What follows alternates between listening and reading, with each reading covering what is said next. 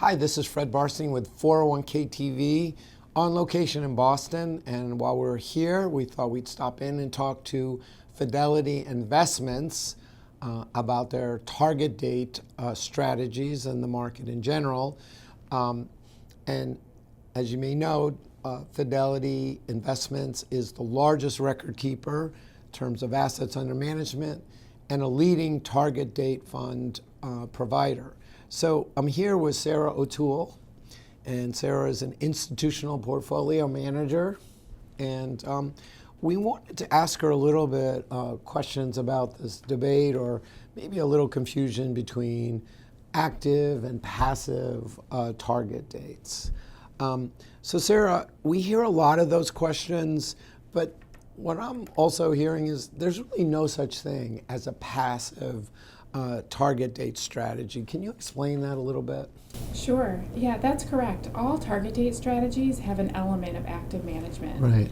The most important component of a target date strategy is the glide path, which is the strategic asset allocation at each point in a participant's lifetime. And we see a large dispersion in glide paths across the industry. At the retirement date, for example, equity exposure can range from the mid-20s to the high 50s in terms of percentage of portfolio. And this is because every target date provider has a different perspective on the universe of asset classes that should be included and what their weight should be.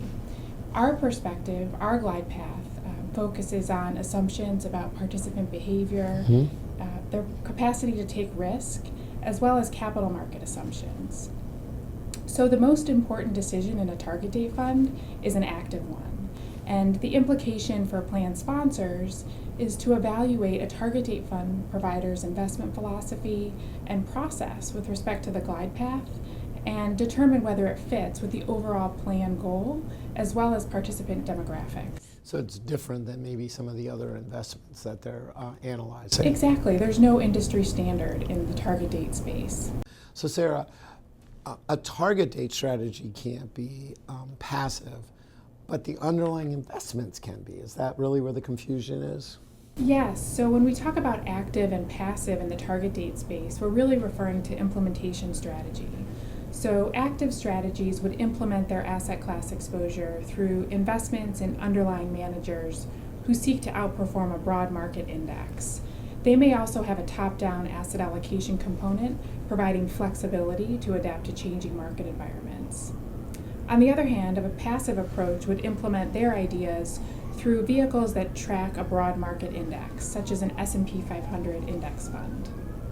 So Sarah, what are the potential benefits and trade-offs of active versus a passive strategy? And tell us a little bit what's called a hybrid.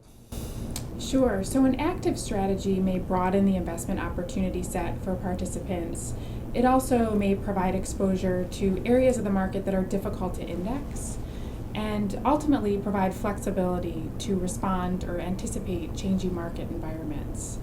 Our research has shown that an incremental 25 basis points of return from active management during the accumulation phase can produce up to 6 years of additional retirement income. Passive portfolios still provide the benefits of diversification, but are packaged in a simpler, lower cost structure, and many plan sponsors think there's a benefit in reducing costs.